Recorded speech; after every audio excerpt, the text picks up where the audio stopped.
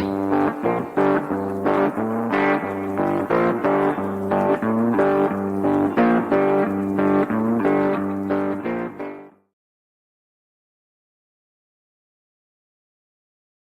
did that again. Oh, hey, hello, everybody.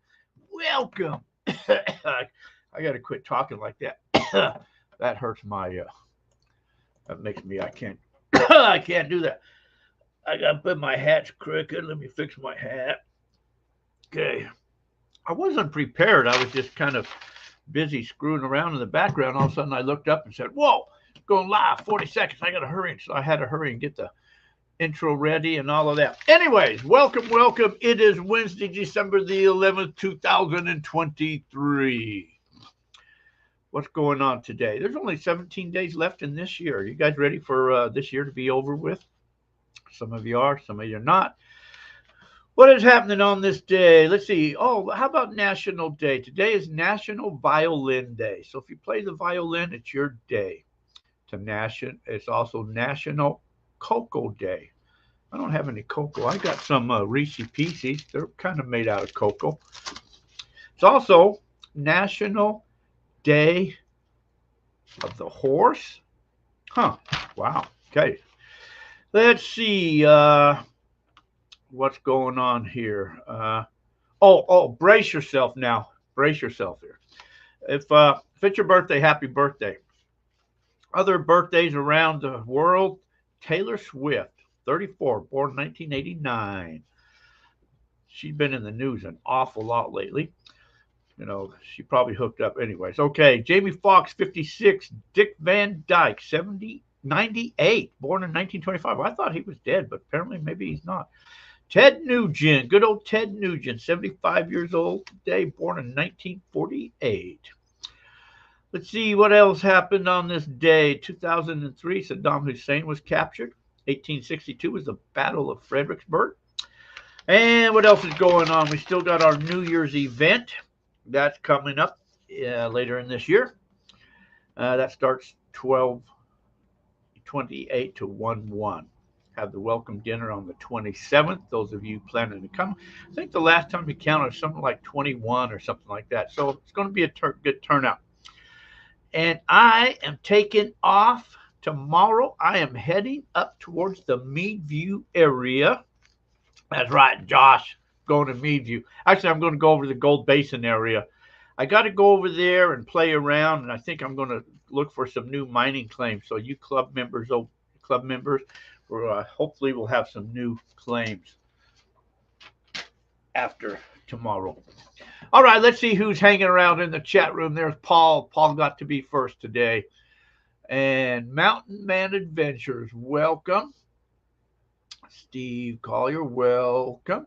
Patty's Adventures, welcome. Josh Cooper. OGR, MG Toe. Let's see, did Jack find his beer yet? Yeah, I did. It's right here. I got my beer right here. But I drink good stuff now. I drink NA beer, non-alcoholic. So you guys should all be proud of me. Let's see. Richard Duke, hello.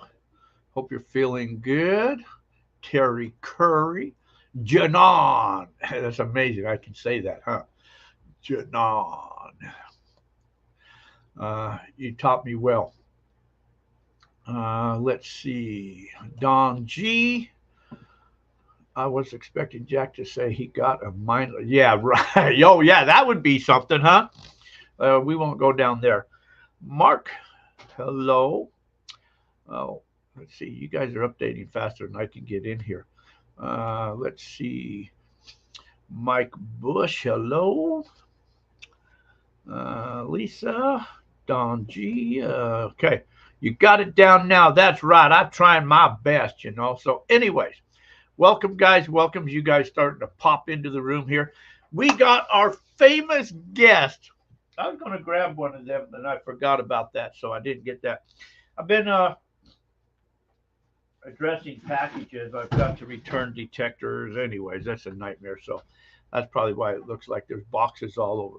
It's getting ready for Christmas, man. Hey, Birdman, you took off out of camp, man. You just like disappeared. Didn't was wondering where the hell did he go? He was gone one day all of a sudden. Terry, Jackie did great on that show last night. Oh, well, thank you, Terry.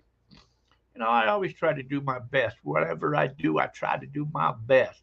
I was going to grow my beard really long, but I couldn't because, anyways, I don't like to grow it too long. So, uh,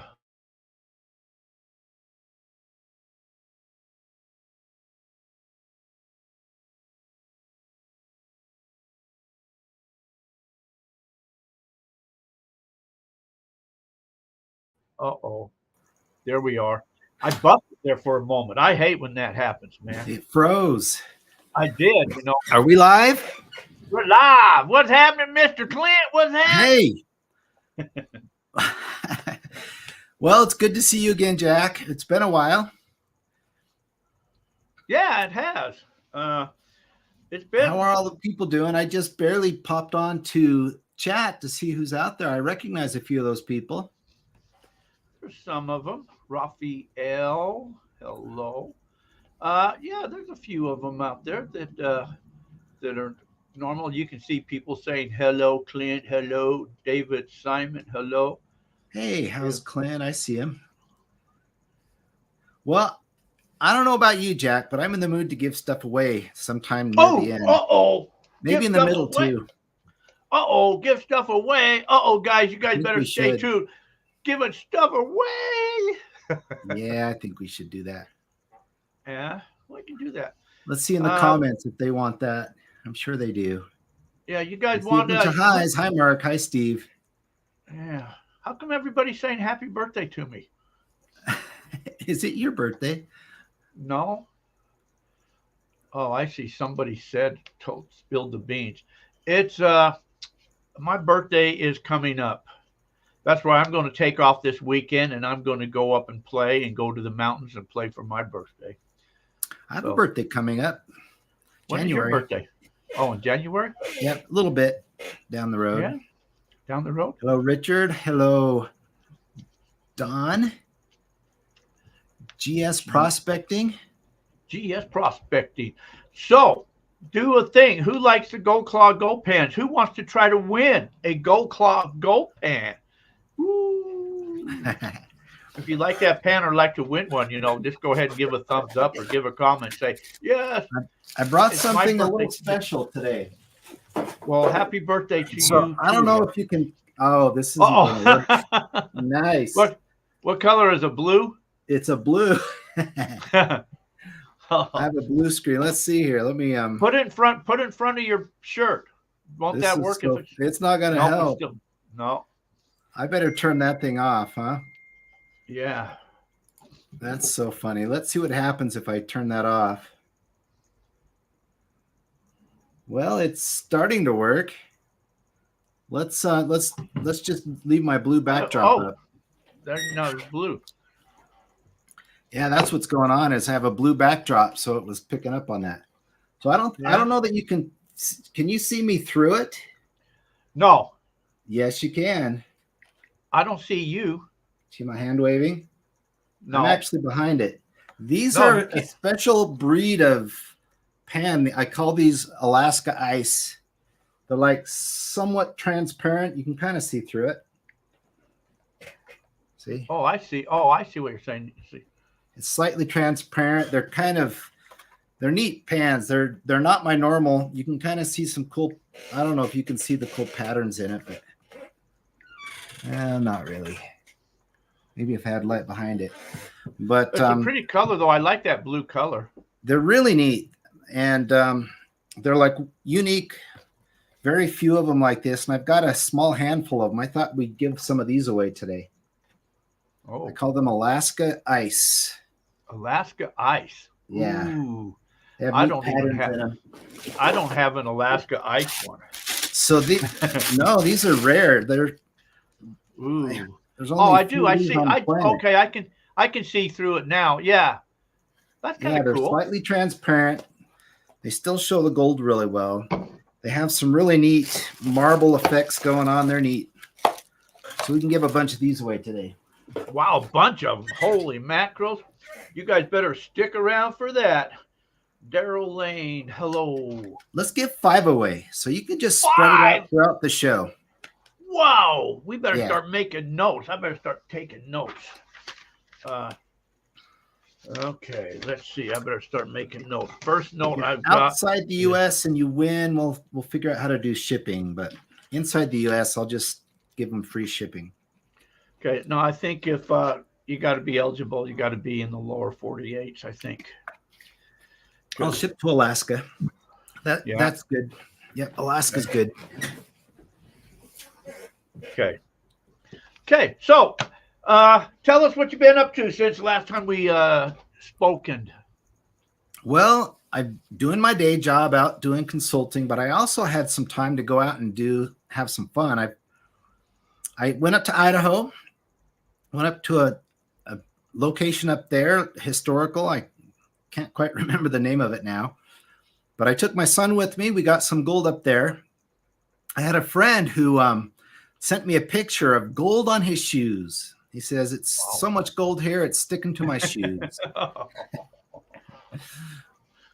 And it was a great picture, and it wasn't far away. So just for fun, I went up there and showed him what he really had. A little bit of false gold, of course.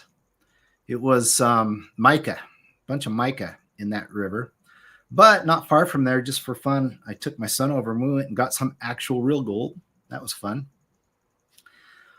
I also had a fun trip out to California, to Colorado. And are you still there? Yeah. Okay, good. You looked frozen for a second. So I'm like, oh no, here we go again. I'm concentrating. I'm listening. Yeah, we got in one of those side-by-sides and 4-seater and went all the way up this real famous place for gold and got up on the river. And I have pictures of this one actually. And I did one big production pan, one of these full, and got this beautiful ring of gold out of that river. Wow.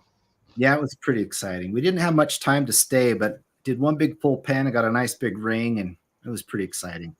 I got a picture of that if we want to pull that up at some point. We can do anything we want. Well, I should show that picture then. Yeah. If I had some pictures, I'd show them. Can I show my screen? How do I do this? Let's go like this. Present. Okay, try. And slides. Share screen, maybe. Let's do share screen. How do we know which monitor it's going to show? I know, but if you try it, we'll find out real quick. Here we go. I'll just share this window with the picture on it. Can you see that? Oh, I do. Okay, I got to bring it in. Yes, let me bring it in. So this is one pan, and I got this. Look how nice this ring of gold is up here. It's super fine. But all of that's gold right there in one pan of, and this is in my original, but I actually filled a production pan and got that one ring out of it. Finished it in my original. You see that all right? Yeah. Super fine gold. Super fine. Incredibly fine, but kind of cool when you get that much gold in one pan.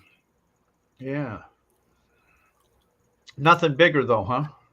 No, nothing bigger. He mentioned that sometimes they have some big chunks they find up there, but all we found was the small stuff. Well, let's see here. That was in Idaho? Yeah, is it still showing? Can you see it? No, it's gone. You took it down. All right, let me try one more time. Let's go here. Present, share screen. And share. So that's the river we were on where I found all that gold. Okay, let me get that in. I was looking over here. There's some little naturally dug holes in these rocks up here. And I just took one of those and filled it into my pan. It was like a natural trap and got all that gold in one pan. Cool. This is up in Colorado. It was fun. Colorado. Wow. Yeah, I think that's my wife over there and the friend who was driving. And then that's me just finishing it off, having fun. Anyway, that was a fun trip. Yeah. And what part of Colorado?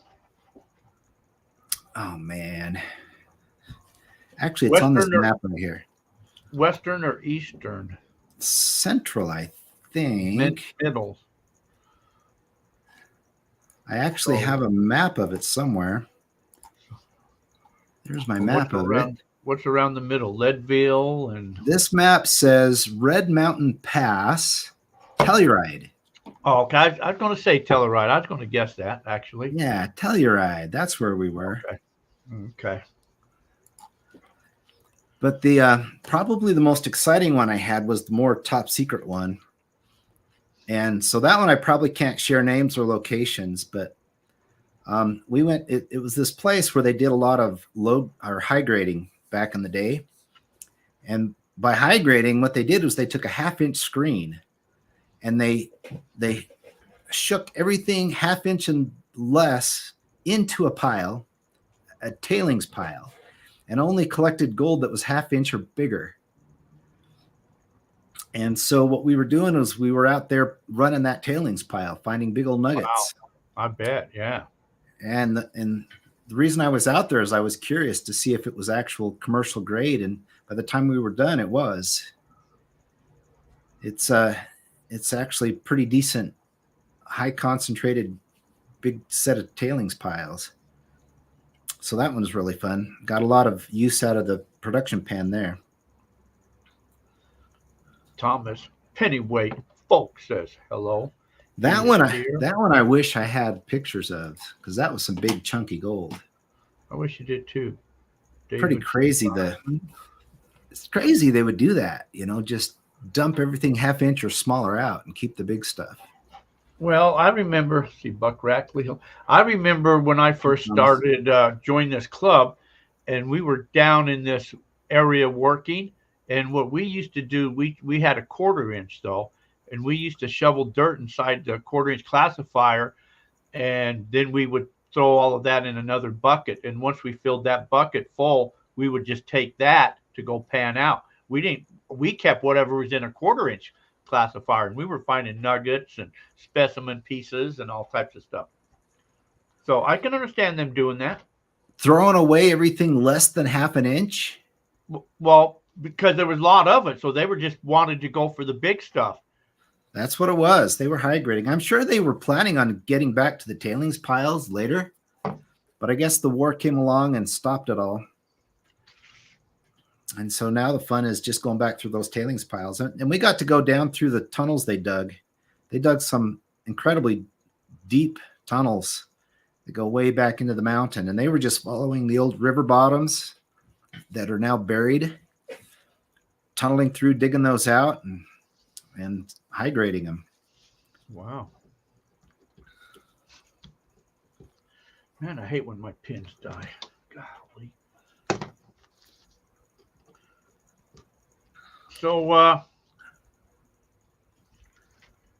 So that's what you've been doing in between your working. Last time we talked, you had a secret adventure you was doing, and you said, I'll share with you next time.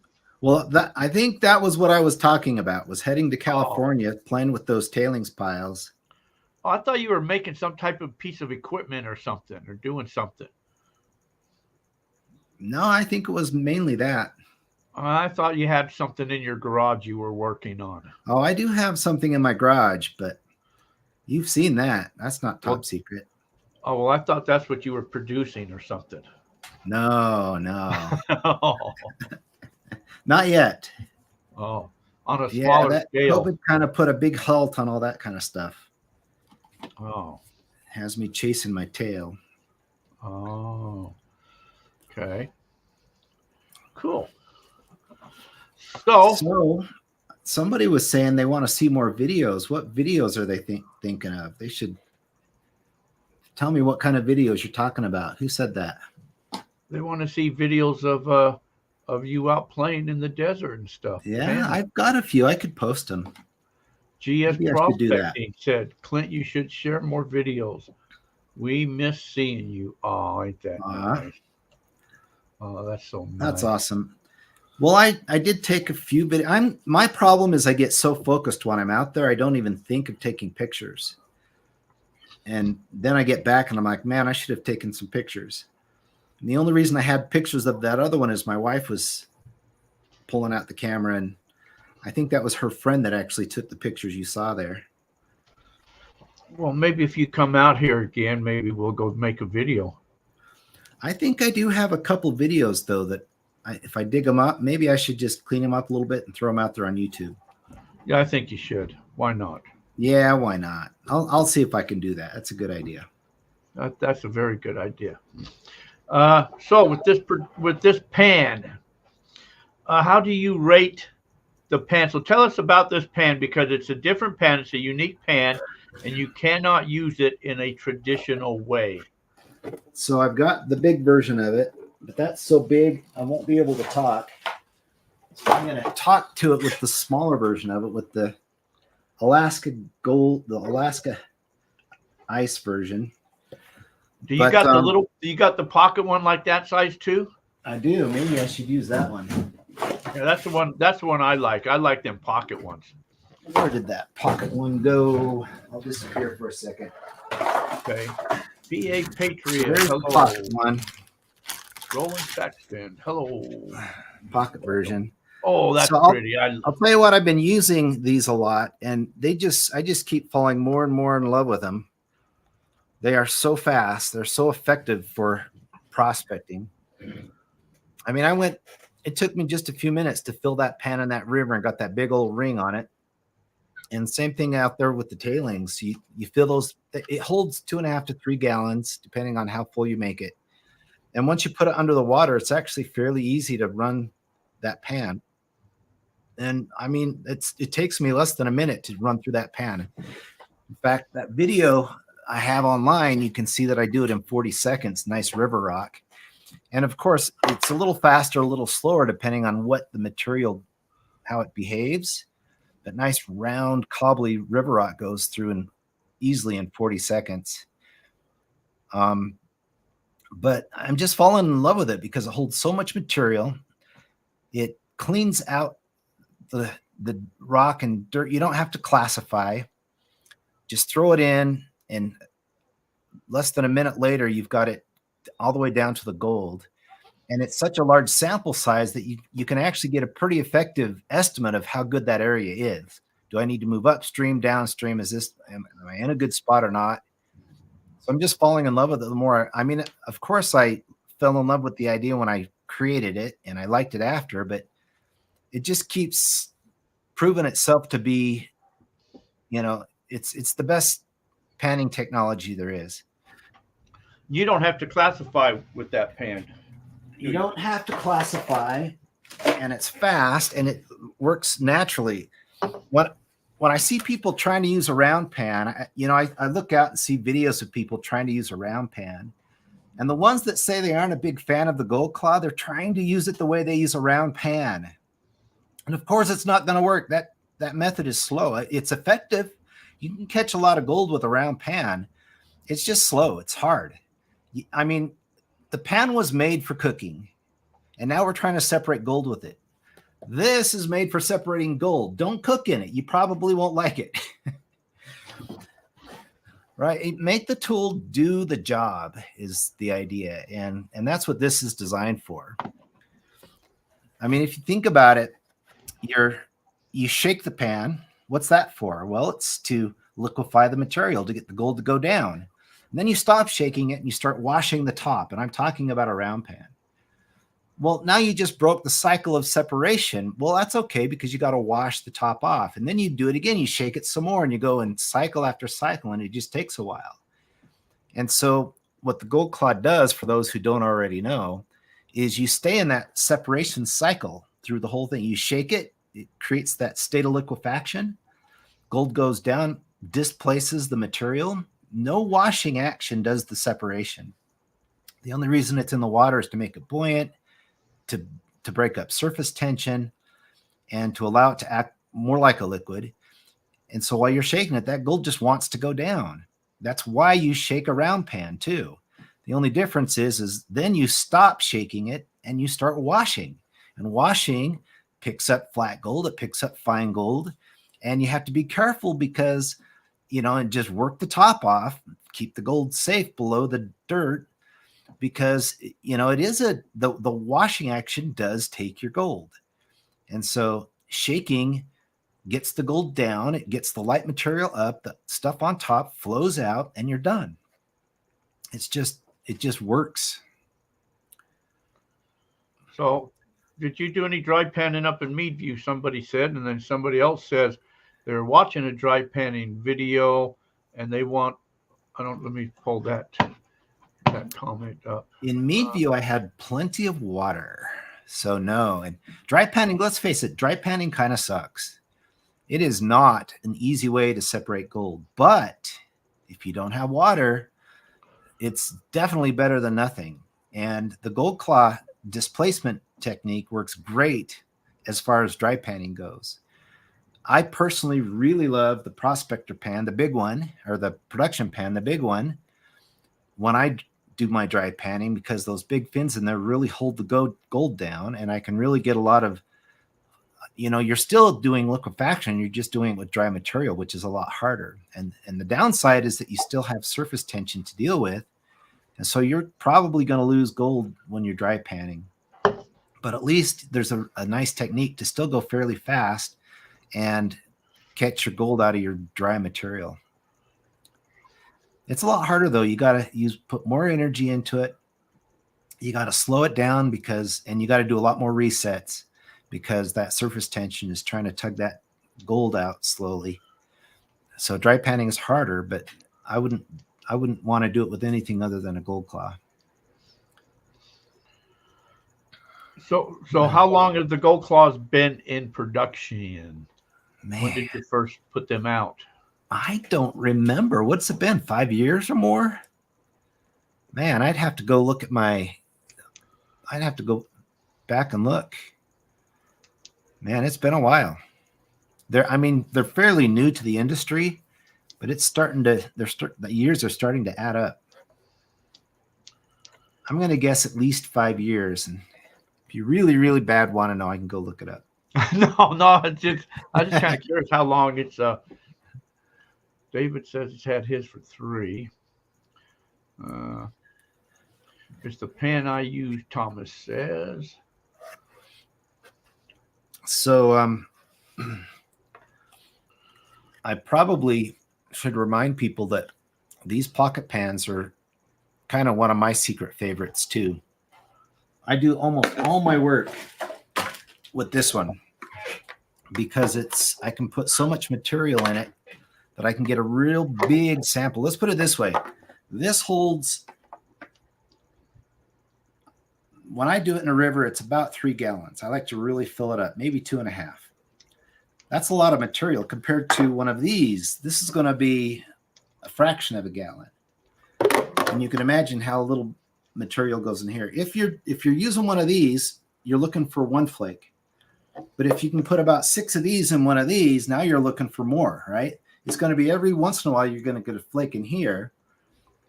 With this one, you're expecting a flake or 2 every time you do it. But if 6 of these fit in one of these, then you can expect multiple flakes every time you do it. And that's where you start to get a feel, right? If you get 10 flakes or so in there versus 3 versus 50, that's good information telling you if you're honing in. But if you're using small amounts, like in a small round pan, and you're getting a flake or 2 here and then not a flake and then a flake or 2 there, that's really not giving you a signal. You really want enough flakes in there that you can tell the difference between you're starting to get a lot or it's starting to thin out, not just randomly a flake or 2 showing up or not. So I do most of my work with this, but most of the time I'm just out doing stuff and I don't have a pen with me except for this guy. So this is why this is my secret favorite, is because I keep it in my laptop bag. It goes with me everywhere. And I travel a lot. So if I'm in Canada, I pull this out and have some fun. I'm just over in South Dakota. I take this with me. There's gold out in those parts. So that's why this is my secret favorite pan, just because it's so easy to take with me everywhere. And once I start to see a flake or two, which is what this is good for, then I go back. It's worth getting my big pan and honing in on the hot spot. Okay, so how fast is that pan and panning with the gold claw compared to a traditional pan?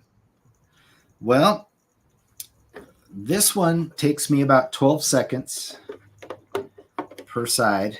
This one takes me about 15 seconds per side. This one takes me about 18 seconds per side, maybe a little more, 20 maybe. In other words, it doesn't seem to matter how big my pan is. It takes very similar amounts of time when you're using displacement. A round pan, if you're a beginner, we're talking like 10 to 40 minutes to get through one pan. And beginners with a gold claw can get through this one easily in under a minute. So if you're a beginner, it's night and day. Beginners can actually keep up with experienced panners using a gold claw.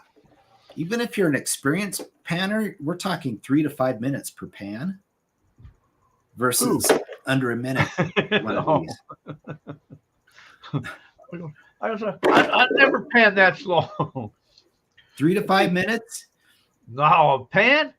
Oh, I'm in under a minute, man, for a pan. I go through that sucker. I don't waste time. Well, yeah, you're the speed champion. Oh, yeah. Trippin' Tommy. Well, hey, did you ever get your prize, Trippin' Tommy? I heard other people got theirs. Hey, so let's tell people that story. That's a good story to tell. I have to share that story. Where you taught me how to speed pan? Yeah. So that was a while ago. And I had never competed in speed panning before.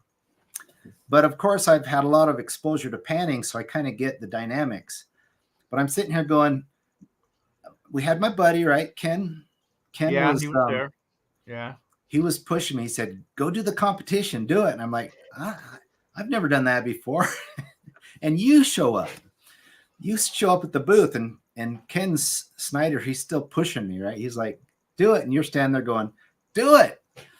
And so I said, well, I don't know the tricks. And you says, well, let me teach you the tricks. And you're like the standing champion of all time. At every single event, you go there and just clean house. And so you say, yeah, you do this and you do that. I don't know if you want me to reveal your top secrets. But I don't remember them, whatever they are. So well, I remember them because they made sense. I'm like, yeah, that would work. I understand how that would work.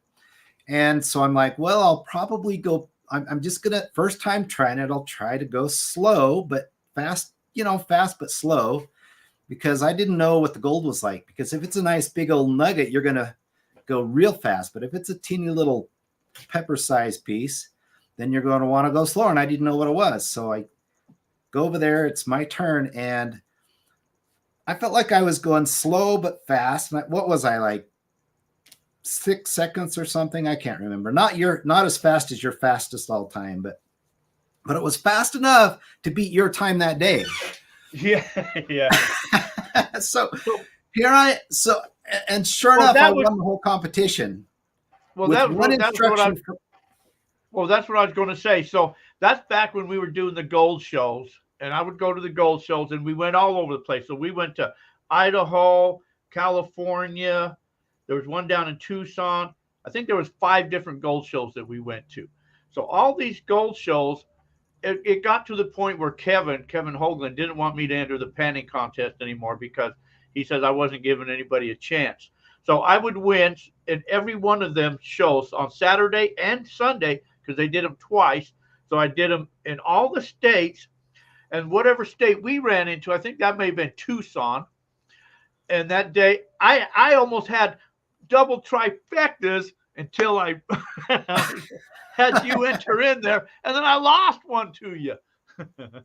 Well, I couldn't believe it, because when I was done, I looked at the size of that nugget. I'm like, are you kidding me? That thing is stinking huge. I could have gone much faster, but it was enough to win.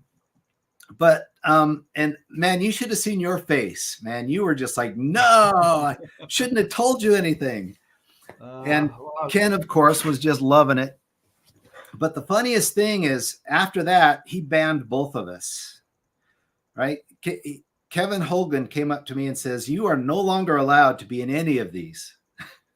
Yeah, that's what he said. But, so I got to do it once. Now, of course, I could have. If no, you didn't want to do it again because you didn't want to relinquish your title. Well, that's the other thing. Currently, I am undefeated at speed panning. Never lost a tournament. So that's why I can't ever do another one. Yeah. You know, it'd be fun though, is to have people trying a production pan in a what do they call that? It's the open division or whatever. They have those where you can use any type of pan you want. Oh, that would be nice. And you got to get through, they give you like a 5-gallon material, and you got to get through all 5 gallons of that. Yeah, those are the ones. Yep. That would be a good one. That would be basically two pours. So that's where I did 40 seconds, is basically doing that. And I think the fastest times they're doing are just right around a minute. So it can't be that hard to beat, you know? No. And they're sand, you know, it's not like it's the worst material. Are there any gold shows coming up this year? I don't think they're doing gold shows anymore. There's one in Idaho that I know of. Well, they're individual people are doing them. Like they're not individual GPAA ones. Yeah. Well, they might be like the individual GPA shows might be doing one. Hey, they got one out here in February at the Quartzsite, the Golden Treasure Show in Quartzsite. Well, I'm never going back to California. Well, this is Arizona. I might go to Arizona. I think you should come out here. I'm flirting with the idea. The Idaho one too, I'm thinking about, but I don't know. I'm still gun shy after California.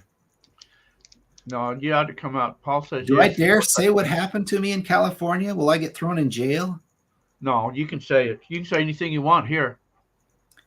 Newsom's not going to come out here and nope, throw me in a black van and haul me to California. Nope, you can say whatever you want to say.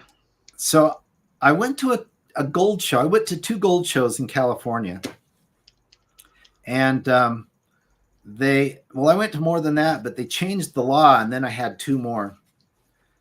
And they all I did was, you know, the first one I made like $200 or $300 profit, and the second one I actually lost money on after travel and all that stuff.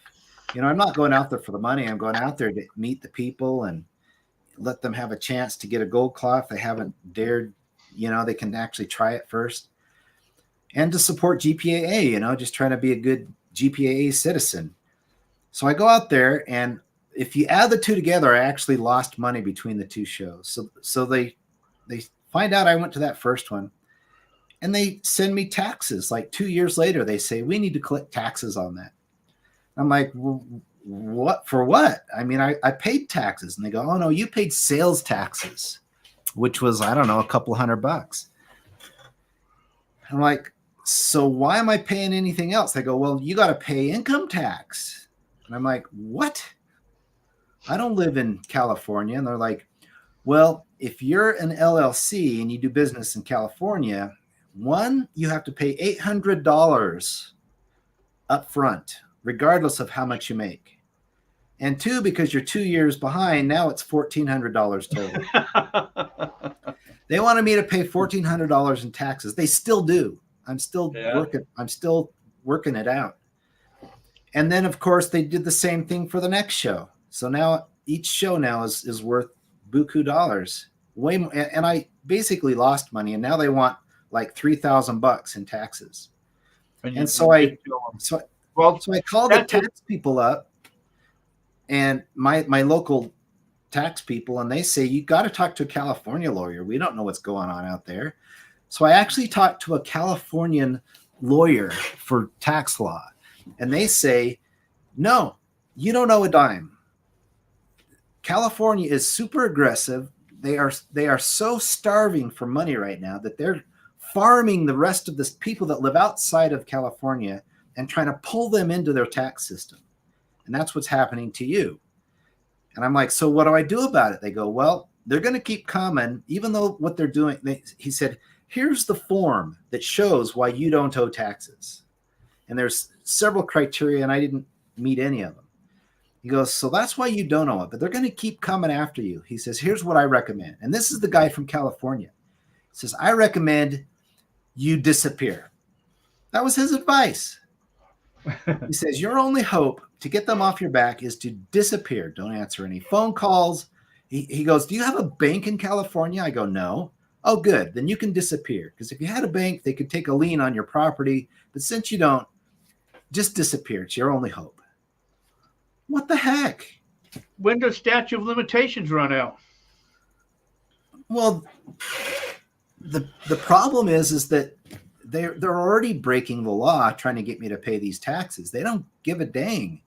What they do is they put pressure on people until they cave. But the way they put pressure on isn't to cave and pay the fee. It's to cave and get into their system. But now they've got you forever, and they just keep taxing you because now you're in their income circle. It's like the mafia is running California. Just block them on your phone. Well, I got a lawyer in California. What's that say? California. Central Coast, California. Central, yeah. I'm just beside myself. So I'm still in the middle of it. I've got a lawyer here in Utah who's telling them, pointing their paper to them, saying, none of this criteria is met. Cease and desist, back off. And I don't know what's going to happen. I'd like to clear it up amicably because I wouldn't mind doing business in California in the future. But at this point, I'm a, what do you call it? I'm an escaped convict. Basically, yeah.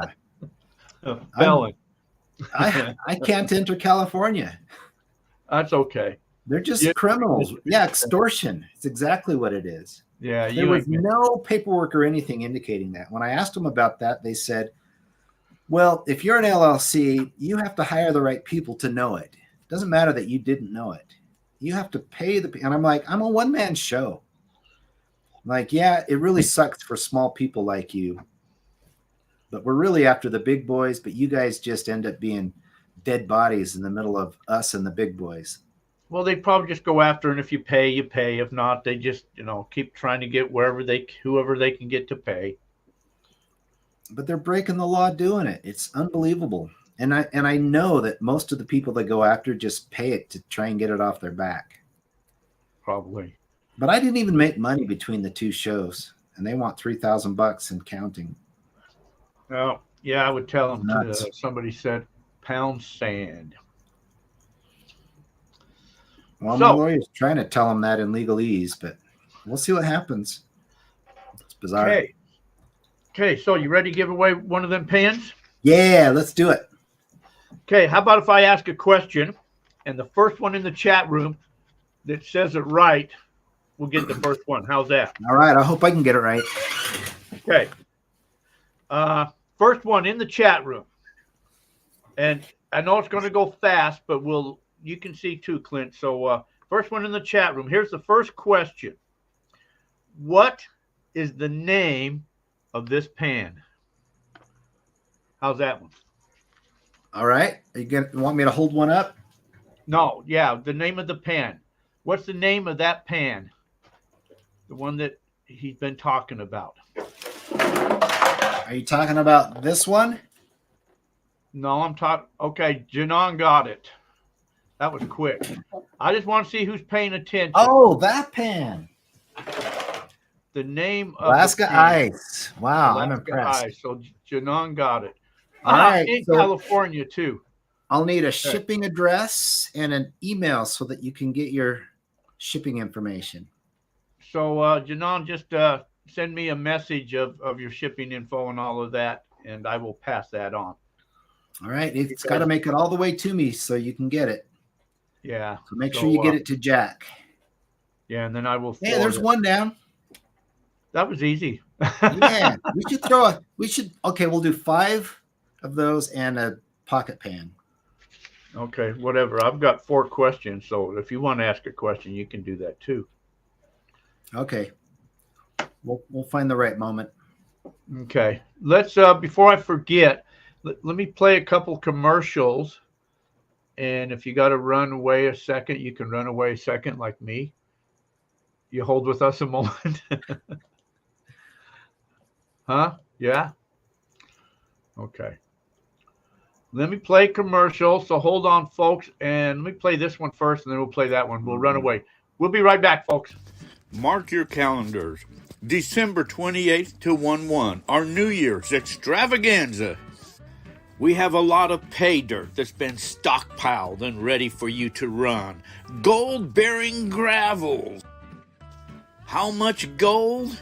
Well, that you're going to have to find out. But everybody will get a full share of the gold at the end of the event.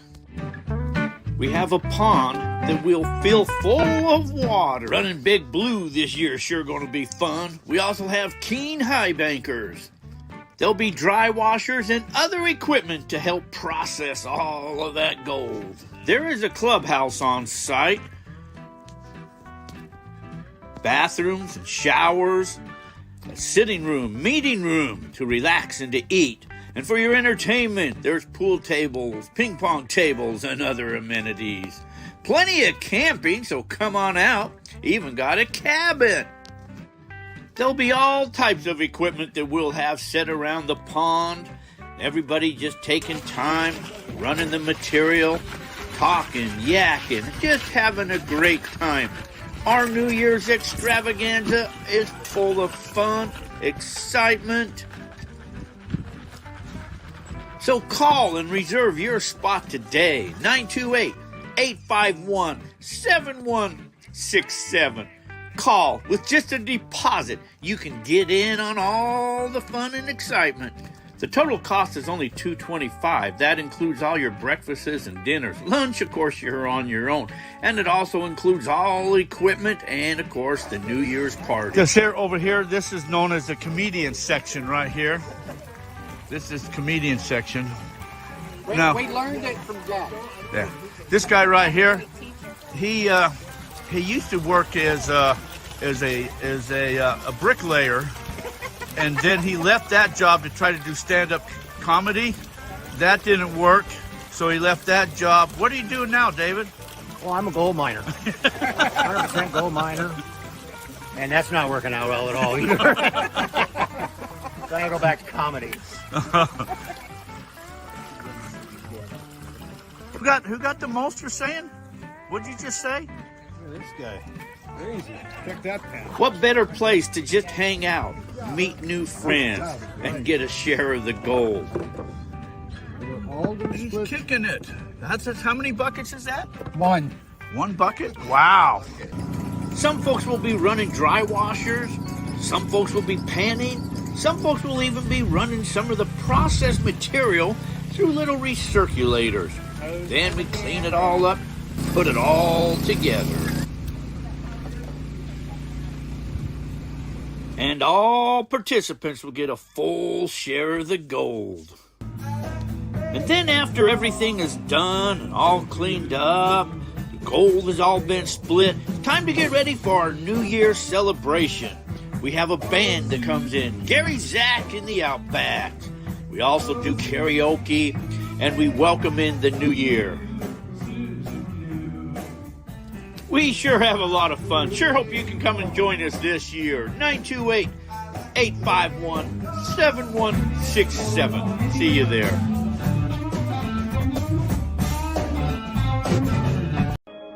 ICMJ, the International California Mining Journal, was first published in 1931, 93 years old this year. Since our first issue, our goal has remained the same, and that is to provide miners with a voice, a marketplace for their goods and services, and to offer expert advice and tips from our knowledgeable writers, miners, geologists, all in the field. We still offer our 12 and 24-month print subscriptions, but keeping up with the times and with our reader requests, the digital online subscription option allows for a simple and gorgeous reading experience using your preferred technology, your phone, your tablet, or computer. Sign up for our print, online, or both print and online at www.icmj.com or call us at 831-479-1500. For our advertising services, both display advertising and classifieds, select the miners market section or call us. Happy prospecting. All right, welcome back there. There's Clint. He must have been muted there, huh? Hey, people are saying, will you have a production gold claw pen to sample at the New Year's bash? I do have. Here's what's sad. There's two gold pans that always disappear. I've got a whole ton of gold pans around the panning tub. There's ton from all different types, manufacturers, makes, from the old pyramid pans to the rocker pans there's just tons of pans there. But some reason, every year, two of them disappear. And you know what those two are? One is the Garrett Super Sloosh, and the other one is the Gold Claw pans. Those pans disappear every year. Wow. So I got to start locking those type of pans up. Well, because they're different. Everybody sees the round pans, but the other ones say, oh, this is a cool pan. I think I'll take it. It's probably just sitting around like a catch pan anyway. Just slip that home. That's too bad. Anyway, it's an honor that Gold Claw is one of the chosen ones, but anyway, so I need some more pans for here. I can't imagine being that guy that walks home with that pan. Well, maybe they're just panning it and they got some concentrates in it and they don't know what to do with it, so they set it aside before you know it. By the next time you look down, you're home and there's that pan. Yeah, it's gone. That could happen, I suppose. Yeah, but anyways. So you got to send me a bundle. So I didn't get to come and see you this year. I know. We got to connect again. I need to give you some more pans to give away. I know my parents left their home there. They went to a retirement place, old folks' home, so they don't live in that house anymore. And I may be passing near there. I don't know here? if I'm gonna pass by there or not. Did you do the Eclipse? What, 10 years ago in Oregon? No, the one that just happened. Oh, no. Oh, that's right. No, I was up in Meadview when that happened, and we saw that. It was pretty cool. But the epicenter was over there in, like, not St. George, but like Cedar City or something like that, I think it was. So this is my Eclipse shot. You can see it. Now the moon's completely covering the sun, but you can see that ring around it, right? Can you see my picture? Yeah. Well, we're going to go down. The problem with this eclipse is that, did that go away yet? Mm-mm. Not yet. I can make it go away if you wanted to. Okay. The problem with that eclipse, where did it go? There it is. The problem with that eclipse is that there was enough sun showing that you couldn't look straight at it and you couldn't get pictures of it. But there's one more eclipse, and after that, it's like a million years till the next one. I might be exaggerating, but it's going to happen down near your area, down in the Arizona area, down near Phoenix. Oh, cool. And so we're going to drive down to it because the last time it was like that, where the moon completely blocked the sun, was up in Idaho. And I went and saw that one, and you could, during the full eclipse, you could see the rays of sun, like little hairs coming out the sides. You could literally see the little strings hanging out the side of the moon. it was amazing. And so we want to go experience that for the last time in our lifetimes that we'll get to see that. I remember years ago, it probably, God, I don't know if it was 10 years ago, 8 years ago, but up a Blue Bucket, they had the great big, because that was the epicenter of that eclipse that came over. And that's, I mean, it does. When that thing come over, everything just got quiet. The animals, they don't know what to do because everything gets dark at that moment in time, and it's really eerie. Yeah, that we want to go see that again. You couldn't see the sun, the rays of sun sticking out this time because there was too much sun showing. It was too bright. In fact, my son had a telescope and he put his phone camera on it and pointed it at the sun during the full eclipse and burnt his phone up. Wow. During the full eclipse. And when it was up in Idaho and we did it, we could do that and get a picture of it. So he needs a new phone now. No, I thought you could put that on dark mode or something and take a picture of that. Not with a telescope pointing at your camera. You can put your phone, you can point your phone at the sun anytime. But when you put a telescope on it and focus it, yeah, that didn't go so well. Wow. Well, I guess not. But so anyway, I guess what I was saying is that we're going to head down there and catch that other one. Maybe there's a chance to pass by your way when we do that. If you're coming down, there will be a chance. Off. Well, you're going to go down through St. George, aren't you? I don't know the route exactly. Well, yeah, to get to Phoenix, you got to go through St. George. So you'll go down through St. George, and then you'll go through Henderson, Nevada, and you'll come right down close to me. That's what I'm thinking. I'll have to double check the routes. We're going. Even if I got to come up and meet you, closer up in there. Yeah, we're going to meet some friends out there too, and just have a little party until it happens, and then a little party after, and then take off. Maybe I should. I wonder if my wife would dare sneak up to your area and do some more gold hunting while I'm there. Hey, yeah, you probably should. Not. You should. The mountain of gold. They're up there finding decent gold up there still. People are up there playing. They're up there every day, Tommy. They're up there finding gold. Well, that's going to be a little while till that happens. Maybe I should just send you a few pans so you can give them away.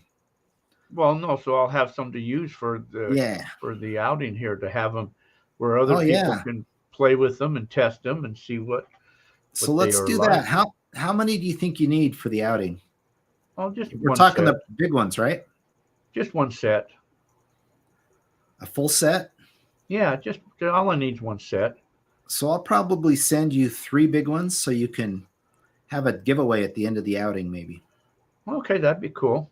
And then you have one more you can give away on a later show. I'll send you 3. Cool.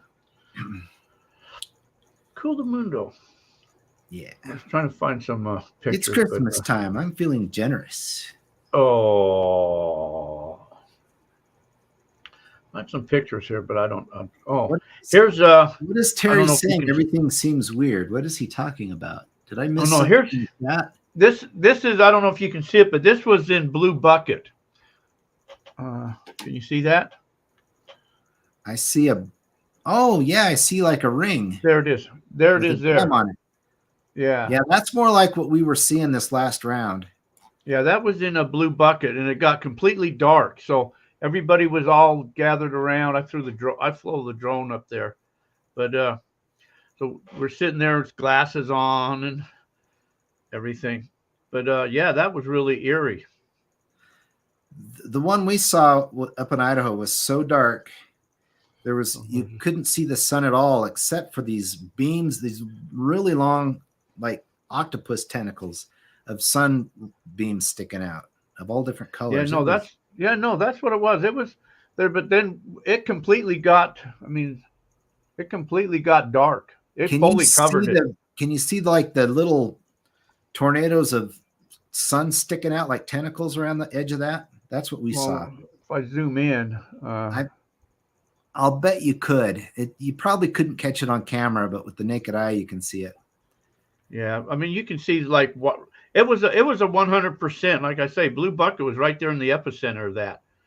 And that's where people are renting their farms, or they were renting them out for people to go. And they had the National Guard down there too, because people were trying to sneak in, different places, pulling off the freeways and stuff. And it Well, was my recommendation is if you quite the haven't ordeal. experienced a total full eclipse in the epicenter, you should do it. It's worth the Yeah. crazy trip. We're actually going to rent an Airbnb down there and make sure we beat the traffic, because it'll be the last big one in, I don't remember, like 20 years or something ridiculous. So if it's in Tucson, then we'll get pretty good of it right here then. If Yeah, down towards Phoenix way. Yeah, it's going to pass right over your area, so you could make a day trip out of it. When is that? Next year sometime? I think so. I think it's next summer. Wow. Okay. Should we do another pan then? Yeah. I lost Let's my. do another. Right. Let's do a pan and a pocket pan. Let's do two. Bang, bang. I thought we were going to do 5 total. 2. You want to do 2 right now together? Yeah. Okay. How about this question? First one in the chat room. When is Clint's birthday? What? You said that earlier. True. That's true. I said that earlier in the show. Yeah. I did say it. First one in the chat room. When is Clint's birthday? Well, see, you want to see who's been here the longest and who's paying attention. And oh, there we go. Janon said January 14th. Is she right? It's not the 14th, but it is January. I didn't think you said the date. I think you just said it was in January. I think, didn't Janon get the last prize? She did, yeah. All right, so we're gonna be snarly and give it to David Simon because she gave a too precise answer. Okay. It is. We'll give it to David Simon. Okay. Because it's January, but not the 14th. I didn't think you said the date. I think you just said January. I guessed a day. She thought we meant to guess a day. You would have to guess the day because I didn't give the day. Oh, okay, because that's what everybody's guessing. Okay, we got a winner. Let me back up there. So you said it was Steve. No, you said David. So David Simon, PM me your shipping information, and I will pass that on. Janon already sent me. I'm reading Terry Curry statements. That is weird. He's talking about all the animal behavior just before the eclipse happened. Oh yeah, the deer and all that, because they don't know what to do, because when it's nighttime, the birds, everybody just shuts up. They froze. The other interesting thing is the shadows that happen just before and just after. You get these weird double shadows everywhere. And worms crawl out of the ground. People say that you can see the eclipse through the holes in between the leaves, and you get like a ton of little eclipses, little projector. It's almost like those cereal box projectors the trees make on the ground. It's kind of cool. Cool. Craig Elliott. All right, guys. Let's do a pocket pan. We got, Do what? Do another Let's one? do a pocket pan. Okay, so will be the winner of the pocket pan. Okay, so Clint said he went on a trip and found some gold. Where? The state and where? The city and state. And it's it was true. the I only first named one city and first state. one. Right, you did. The other one I named the state. The other two the state, but not, okay. Oh there man, it is. We already got Josh. These guys listen well. Josh said Telluride. Mark says Telluride, Colorado. Oh, there it is. Nope, so Josh was the first one that said Telluride. But you got to get city and state, don't you? Okay, yeah. So Mark said. So that makes it Mark. Mark is the winner. He listened the best. Okay.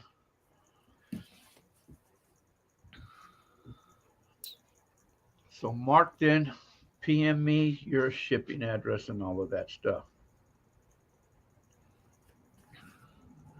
All right, Okay. he Man, gets the I pocket thought, pan. and I So- tried to be a little. So if you can take a note that Mark is the pocket pan, so we I've don't got. mess it Yeah, up. they'll send me. They'll PM me. We listen well. We just don't remember. All right, Tommy. Tommy said I second. Oh, Don said I second that. Okay. Red Mountain Pass. Okay, so yeah, now they're getting real technical. Red Mountain Pass, Telluride. Wow, that's Man, impressive. I'm afraid to ask any other questions. You know because what? That is so impressive. Herb Cato, send your address. I'll give you a pocket pan too. I'm so Wow. impressed he remembers that. That blows my mind. I'm just going to do it. Okay. So Herb, you also get a pocket pan. Wow, Herb. So PM me your info. I don't keep anybody's info, so I'm afraid to ask any other question. You better ask a question because I've got other stuff written down here, but man, they seem to be too quick on anything I say. I'm blown away. Okay, gosh, what question could I ask? Let's see. You want me to say my last one here? Sure. Is it time to give another? Let's save it. Let's save it for later. Okay. We've done. Okay. We've done one. We have two more to go, right? To be roughly. Okay. Do we have two more to go or three more to go? We've given away. We've given away three. But I've given an extra one away, So you're giving away the extra one. yeah.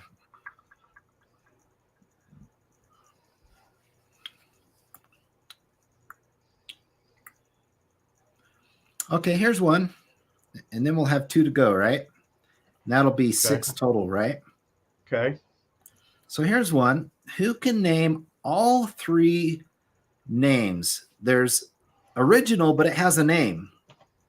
There's the little one, but it has a name. And there's the big one, and it has a name. Who can get all three names together? Of the pans? Of the pans, yeah. The original is called the original, but it also has a name. Okay, so they all have to have a name. How about a one night discount? There's three pans. Roland's asking for a discount, a one-time night discount for people to call and order a pan. I'll do that. So why not? Okay, so there's three pans. What's the name of the pan? Production, claw, and pocket. Production, claw, pocket. And mini. Nope. Production, prospector, and pocket. Production, prospector, and pocket. Production, pocket, and claw.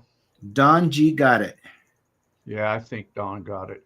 Production, prospector, and the pocket pan. That's it. So the original is called the prospector pan. The pocket pan is called, the small is the pocket pan, and the big one is called the production pan. So he got it. Good job. And all right. A few other people got share it that today, so he had to get that from somewhere else. A few people know that. Well, you talked about them. A couple other people's mentioned it too since then. But so who'd we say the winner was? Steve, you said? That was Don G I saw. Don G. So Don G. Don G got that PM one. PM me your shipping info. Okay. Okay, man. You guys they're just too good. They are really good. So set up a thing and give all the info where people can go to get the discount then. Okay. Good for good until like Sunday or something like that. So somebody asked if Gold Claw was the company name. So Gold Claw is the brand. It's also the doing business as. So you can kind of say yes to that. Gold Claw is the company name. It is also the brand.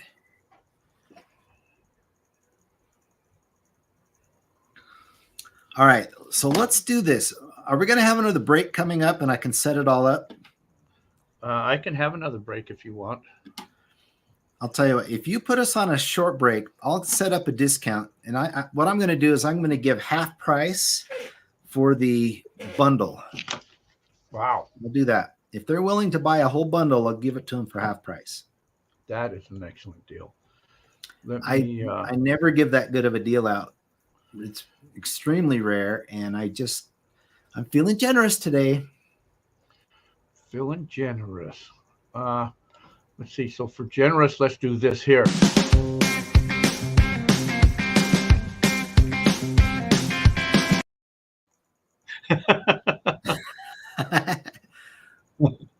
Okay. I got some parody commercials I could play. All right, you play that, and I'll have this set I'm gonna up play some. Okay. Back. Okay, we'll be back in a couple minutes, folks. The Donkey Feeders Association of America is currently taking donations for the many starving donkeys all across America. Hundreds and thousands of lost donkeys are searching for something to eat. For just 79 cents per day, you'll help the Donkey Feeders of America feed the donkeys. With your kind donation, you can feel good that a donkey has had a good meal of grass or hay.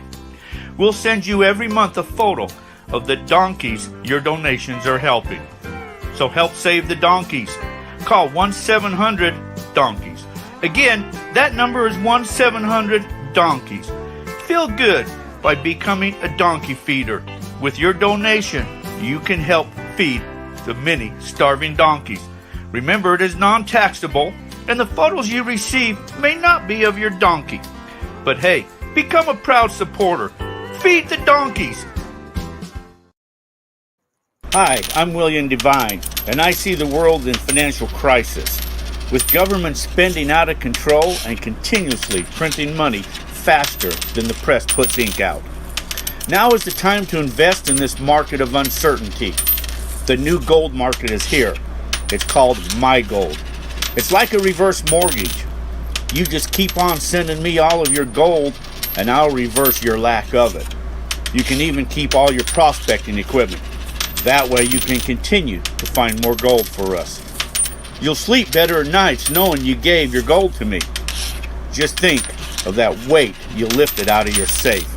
That's why I believe in the My Gold program. By sending me your gold today, I'll send you a thank you letter.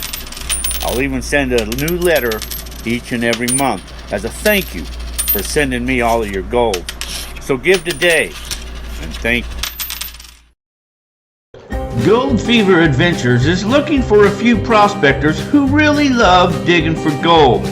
Some of my friends have been telling me that I'm getting too old to dig anymore. They also say I need to think smarter, so I have a great plan. I need prospectors to dig for me. Hey, don't worry, I'll show you where to dig at, and you can use all of my equipment. I mean, that's only fair, since I'll be keeping all the gold that you find for me.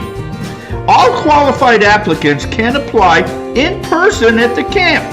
So remember, you're digging for me. Oh, yeah. Are your palms always damp? Do you wake up in the morning with a wet bed? Do you hesitate before you shake hands? Do handling papers make them all wet? Find yourself always drying your hands? You may have sweaty palm syndrome, but you don't have to suffer anymore. Ask your doctor about the sweaty palm drug. You know, I used to have very wet palms, and they always dripped all the time, but once I started taking the sweaty palm syndrome drug, my palms are dry as can be. This drug has not been tested by the FAA and may cause you a severe need to become a plumber. So please, use with caution and never go swimming while taking this drug. This drug has not been tested by the FDA and ready for if you think you've taken, contact an attorney just as soon as possible. Call 1-800-455 for information. Remember, this drug is not intended for the purpose use of the scheme. Please use it for getting caution. Have you ever wondered what it was like to walk in someone else's shoes? Well, now you can do just that. For $79.95 plus shipping, we'll send you a pair of shoes of the person whose shoes you want to walk in. Elvis, Jesus, Bob Dylan, Cat Stevens, President Trump, Michael Jackson, John F. Kennedy, Ringo Starr, Brad Pitt. How about Eric Clapton, Mickey Mantle, Babe Ruth, Abraham Lincoln? You tell us whose shoes you want to walk in, and we'll send them to you. So the next time anyone tells you you don't know what it's like to walk in my shoes, you can simply tell them, well, actually, I do. So remember, for just $79.95 plus shipping, you can walk in someone else's shoes. Call 1-777-321-SHOES. That number again is 1-777-321-SHOES. Call now. Operators are standing by. All right, is that enough? We got it. It is All set right. up. So if anybody wants to try it. Okay, try it. What's the So what you do is you go onto the goldclaw.com and you have to put, there's only one product that it works on. That is the blue bundle. Okay. If you go to the blue bundle, then type in Gold Fever Radio for the discount. Ooh, Gold Fever Radio. One word or three words? One word, Gold Fever Radio. And I had to check the spelling, and I hope I got it right after that. So somebody can go try that. So they go to the website? Yep. Goldclaw.com and choose the blue bundle. If you choose another color, it won't work. Okay, so just the blue bundle. And how long is that good for? Till tomorrow night. Okay, tomorrow night. Tomorrow night it ends. Since it's late, I decided to give them one extra day. All right. David says, where do I sign up? You talking about the outing, Dave? David, on that, you just got to call the number 928-851-7167, the camp. And you can sign up for that if that's what you want to do. If you're talking about the Gold Claw, you go to goldclaw.com, click on the blue pan, enter promo code Gold Fever Radio, and get that discount. That's a pretty good discount. Yeah, it's pretty big. It's pretty rare to go that deep. Yeah. But why not? Janan said it worked. Okay, good. Okay. Dang, this means I have to ship a bunch of pans tomorrow. Come test your equipment and find. Oh, he wants to come test the equipment. Okay. Yeah, well, just come to the camp. You can dig for me. If you want to get gold for sure, go to the camp. Yeah. You like the sweaty palm one. I've been there. I got gold. They're basically every pound pulling gold up. Yeah, we're finding some good gold there. Janan says, thanks, Clint. You're welcome. Clint. I had a change in my phone because when I had to try to get a hold of you, I'm typing C, and it's like I know I got the number somewhere, and I had to play, and then I had to go back to some old messages, and I said, oh, it's a K. K. Look at that. Janan got it right. I'm so impressed. How do they know this? Where's my name? They're finding it somewhere. I'm impressed. Oh, well, yeah, because everybody's been saying it actually. Oh, I bet you because on the feed it says your name. Well, people on the pay show. attention. I'm impressed. Yeah, my two weaknesses are spelling words and remembering names. But I have a saying. I have no respect for anybody who can only spell a word one way. Well, the English. Patty, that's nice. The English language is such a difficult language to understand because there are so many different spellings for different words, the exact same word. My father-in-law is an English. He's dean over the language department, and he speaks multiple languages. And he explained why that is. He says our English is like Chinese, but for different reasons. Chinese is an ancient language, and over the millennia, it's broken down so that it's more memorization and harder to learn. But the result is you can speak and communicate very quickly. Well, English is one of the rare young languages that's like that.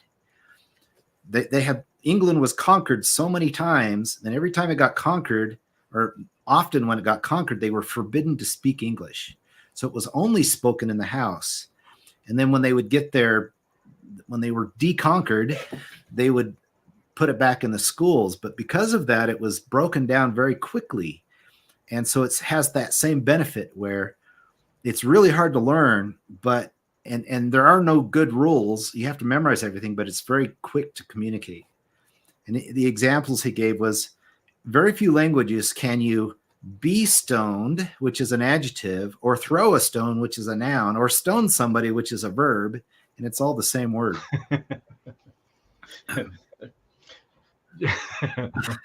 That's true. No, I was thinking like, I don't know. I know there's like three different ways to spell whatever. I don't know what they are.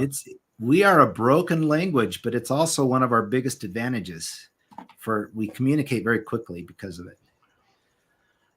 Yeah, sometimes I have to stop and think when you think about, the different ways that you say a word, or the spelling of the word means one way for one, another way for another one. Somebody was looking for the date we founded. It's on the website. What's that? Somebody was saying they were looking for the date founded. The date? Oh, it's on. It might be on. There's one old info page. Date you founded the claw. Oh, okay. Yeah, picture and picture. There's two of them. There, and there. Yeah, those are some too. Break and break. Break. People are still wondering. I'm gonna have to just go see. There. So that's why. And I pronounce my words because, but trying to pronounce the English language is different because the words that you pronounce are not the same. 2010, Janon said. Oh, 2010. Holy crap, it's been that long ago, huh? Craig Carter, 2, and 2, yes. Holy moly. There. 2, yeah. We're off on another tangent.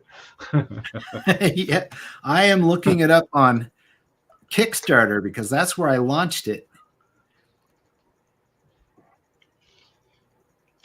Hey, I was showing my cool pens a while back that I need to do something with one day, maybe.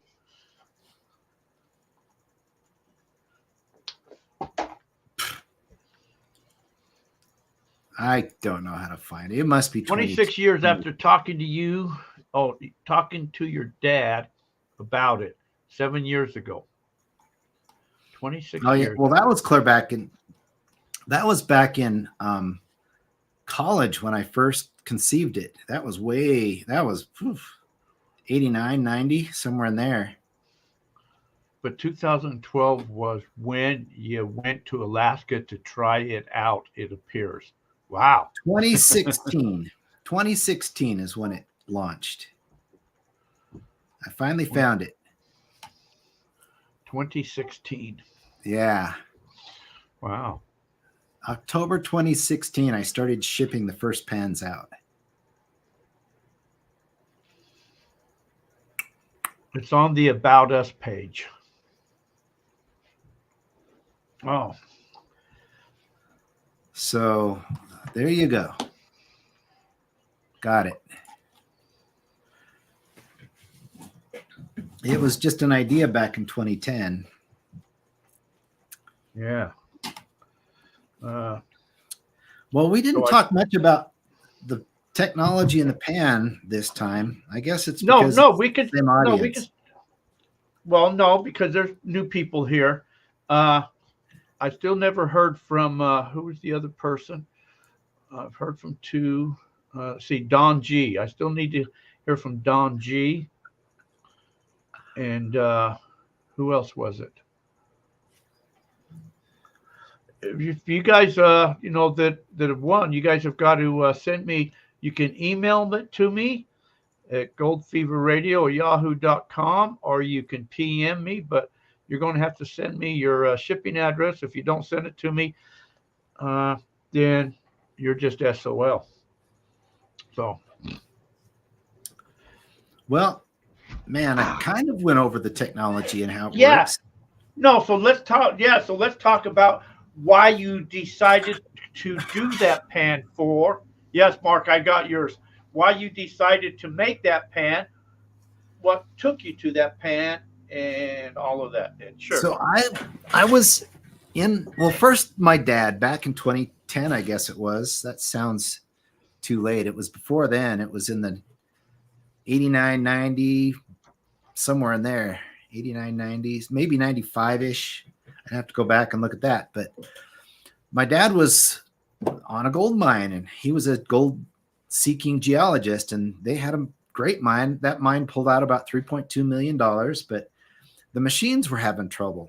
And so I asked him how it worked, and he says, well, you've got water flowing down and it washes the light material off. And I'm like, why are you using water? I mean, gold, what sets gold apart is weight. And as soon as you use water, I can see where, heavy things are more likely to sink. But if you have a flat object or a really small object, it's going to get washed away. And why does small get washed away? Because it's the ratio between the surface area and the volume or the mass. And so tiny particles have a very high surface area to volume ratio. In other words, it doesn't take very much force for those to be washed away. And the same thing with a big flat object. It has a very high surface area to volume ratio. And so those get washed out easy. So I'm like, don't use water, Dad. What are you doing? It just seemed obvious back at the time to me. And I'm like, you should be separating it solely based on its specific gravity or its weight. And he's like, listen here, young man, we've been separating it this way since the time of the Egyptians, thousands of years. This is the way we do it. And that's when I'm like, no, somebody's got to be separating this other way. It just makes sense. And so, I don't know, 8 years later, I got my first had a chance to make my first prototype. I had finally graduated from engineering, and I had a lab I could work in, machining tools, and I made my first prototype, and it worked great. And then years later, my dad was finally retiring, and he was kind of, down on life. It wasn't very interesting. Things were kind of down. I'm like, Dad, why don't we go off and make this machine work?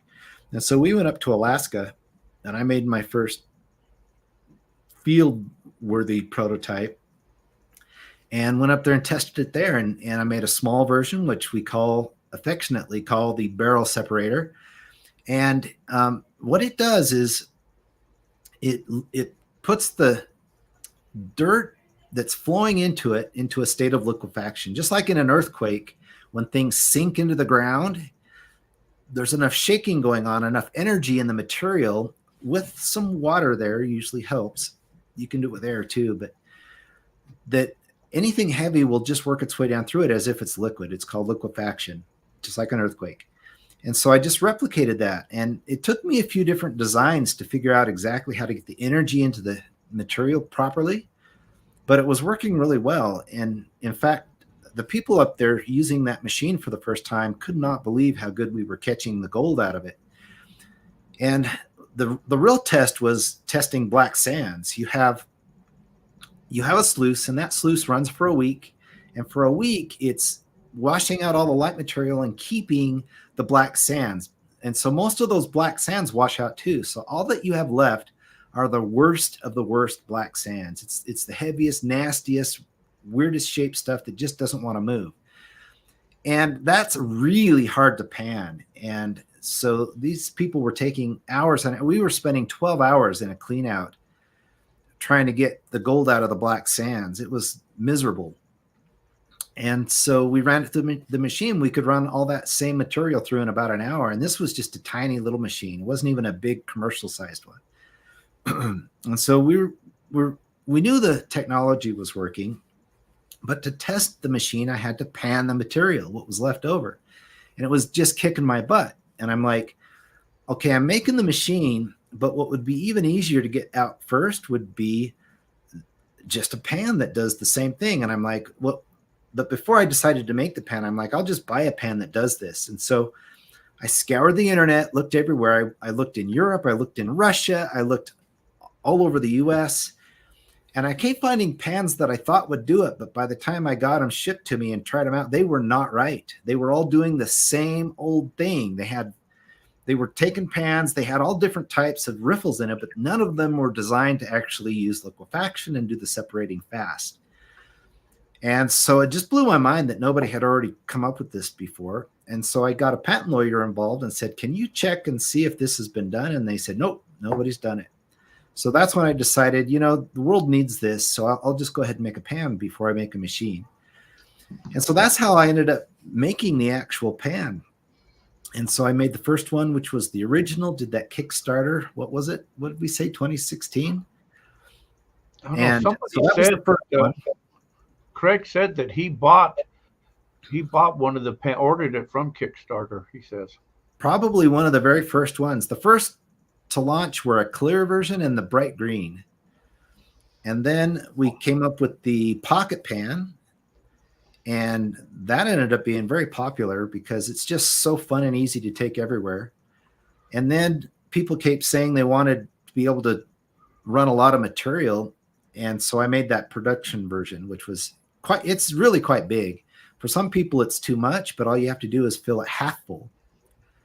But the way the pan works is when you shake it side to side, it puts it in that state of liquefaction. And the riffles inside are designed to hold the gold back, but also add the right energy into the material to get it into that state of liquefaction. It's not nearly as precise as a machine could be or as fast, but it's extremely precise. It works really well. And so the side-to-side shaking is to put the energy into the material, and you put it underwater because it breaks the surface tension, makes everything a little more buoyant, and makes it easier to get into that state of liquefaction. And then you just start tilting. So you're shaking and you're tilting. And as you tilt, it's just like pouring cream off your milk.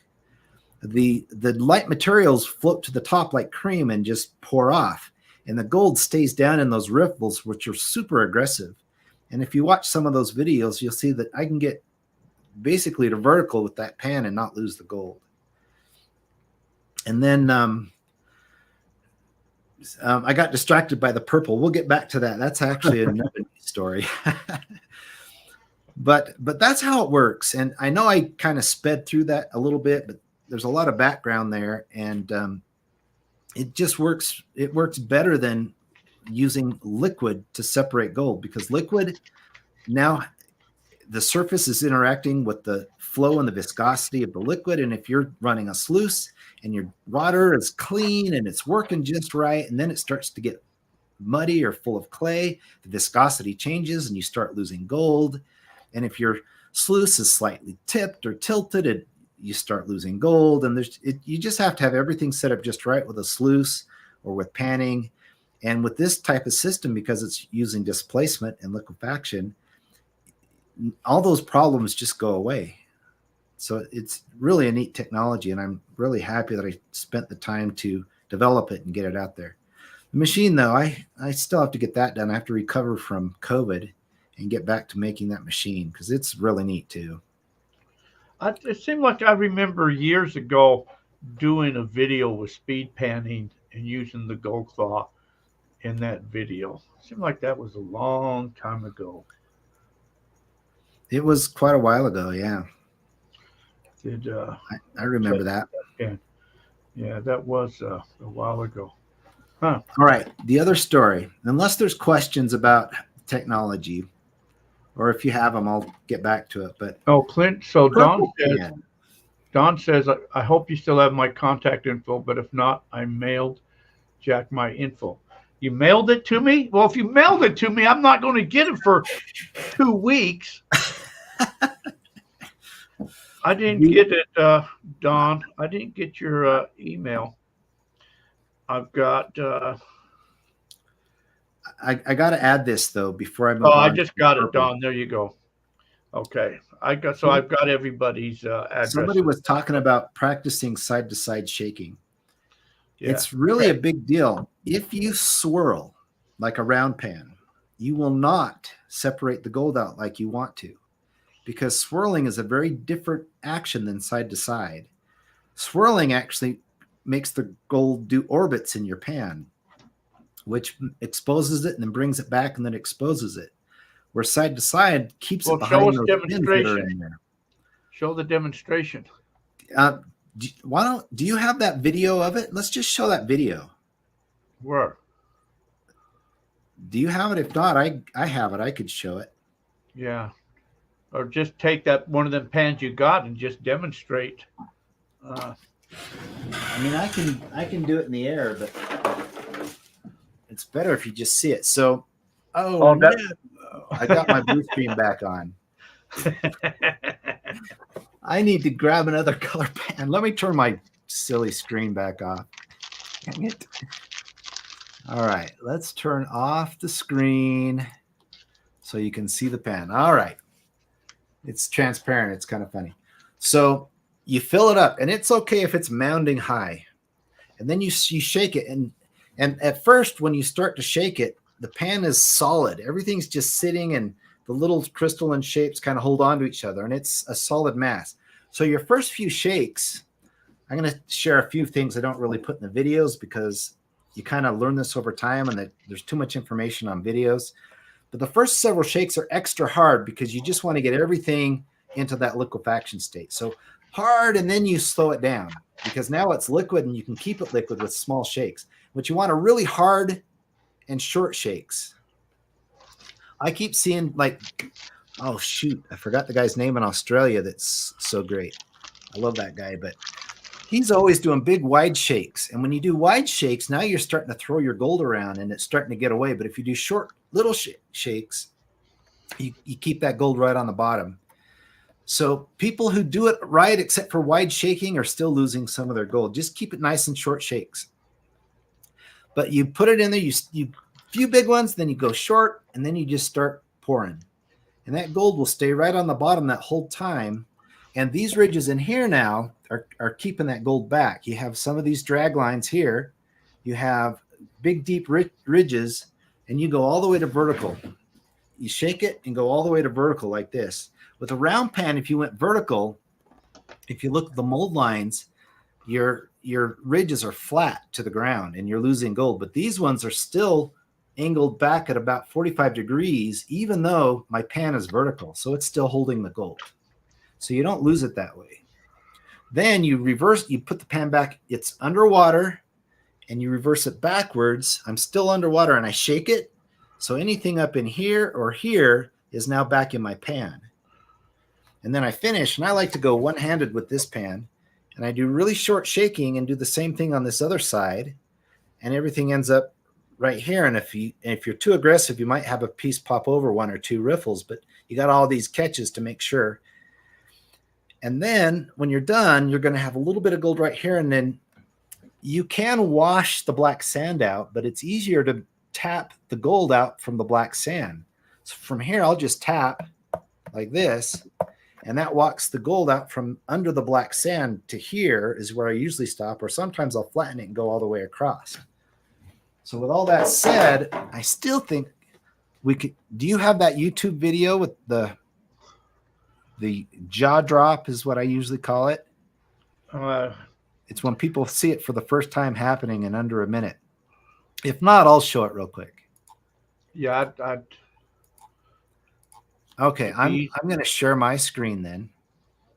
Yeah, because I'd probably bandwidth and screw everything up. Okay, let me do it. All right, so this is with the bright green. Let me share. Oops. Hold on there. Hold your horses. Okay, so I got everybody's stuff. Okay. Video. In fact, I think I'll show this one because it shows two pans at once. You can see it happening at the same time. All right, let me share this. Share screen. And I'll pick just that one. It should be, I think it's this one. Tell me if you see. I see it. Let me bring it in. Okay, it's right there. All right, I'm going to hit play. So this is 2 pans at once. You can see I'm shaking it and tilting it, and I never stop, and I leave it underwater the whole way. Notice it takes about the same time no matter the size.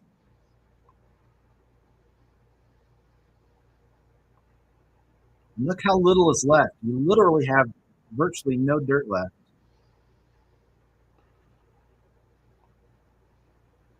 And I see gold.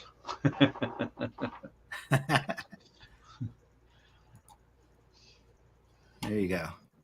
But now how do I stop sharing? Leave, present, stop screen. There we go. All right, so there's the video of it.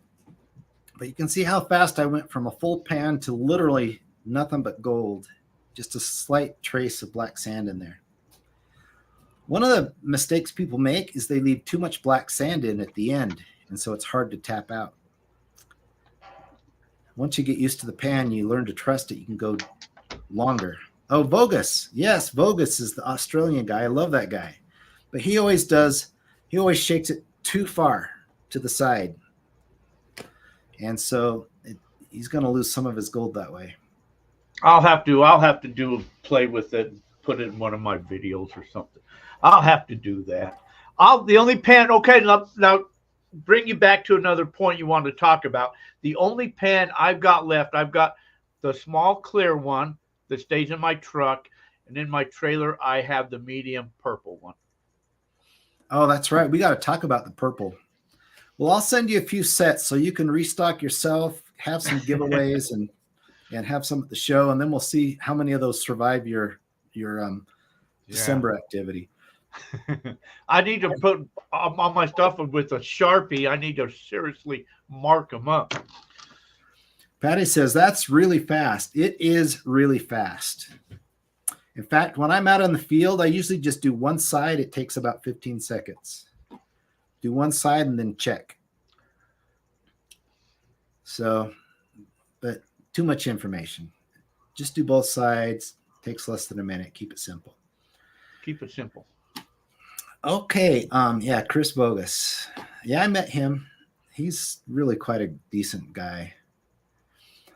Okay, the purple story. So for those who go way back know that Ken Snyder, we worked together for a while. He found me and came over and challenged me to a competition.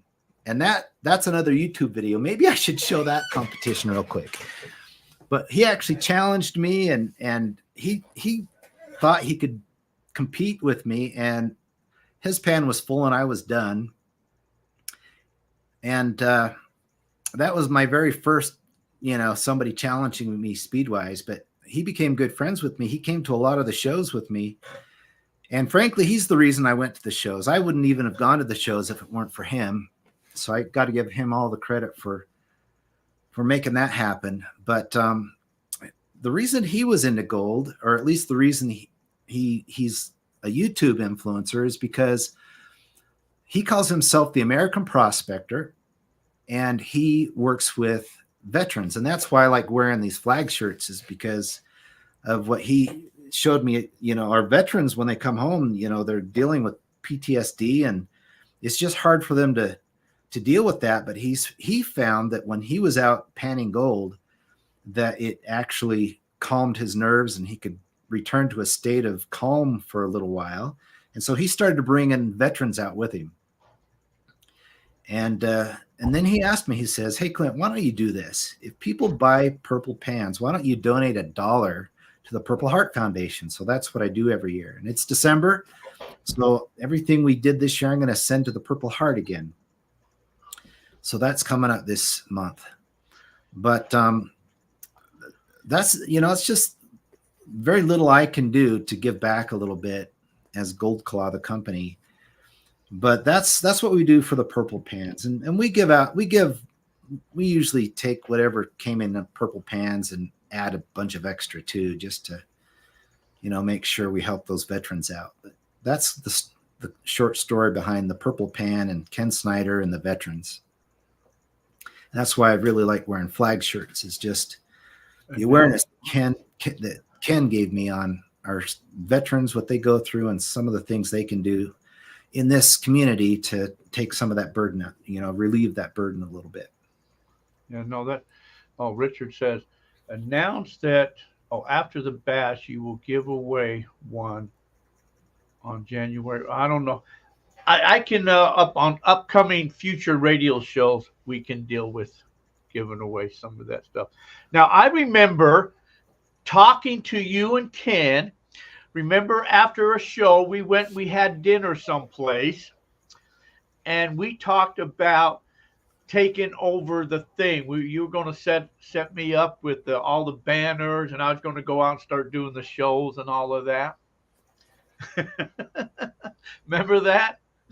I'm still good for that. If you want to take over the banner and go do the shows, because I'm scared of shows right now after what California's doing to me.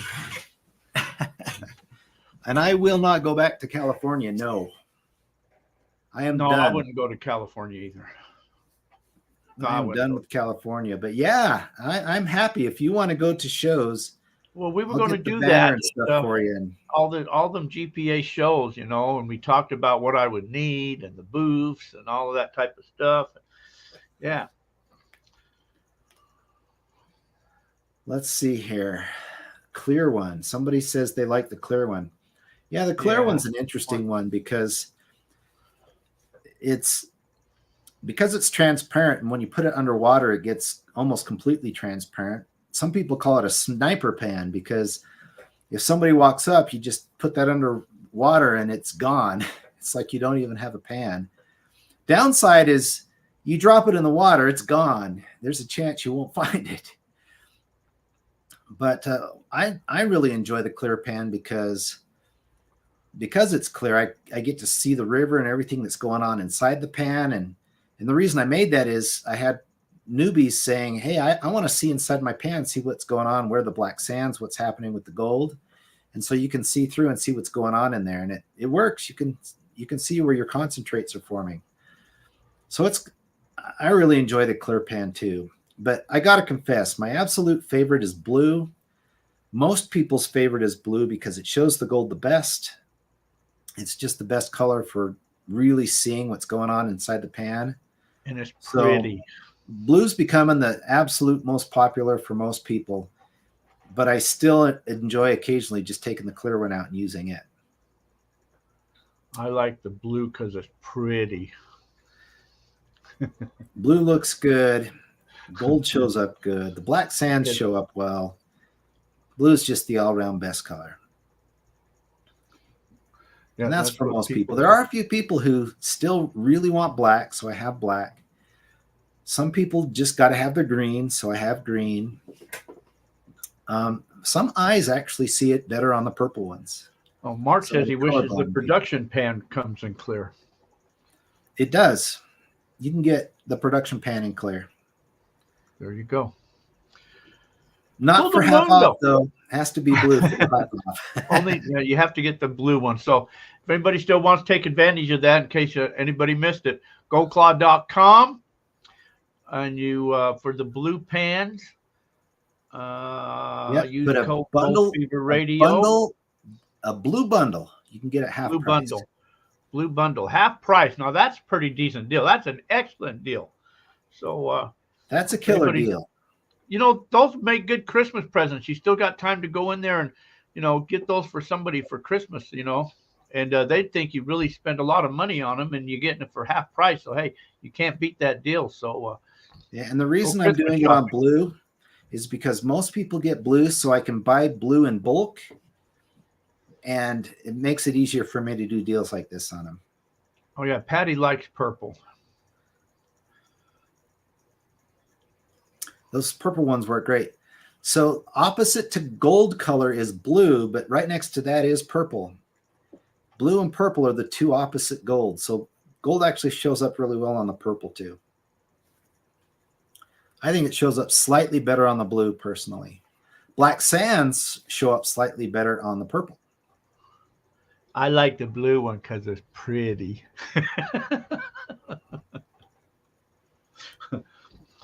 Paul says he ordered a bundle the last time you were on here. Love it. Thanks. Awesome. Cobalt That's great. prospecting. I have too much black sands for black pans. I do like blue for gold showing up. All right. Cool the mundo, Clinty. Well, I think we have 2 more pans to give away. Oh, okay. Well, We're I probably got just one. about done.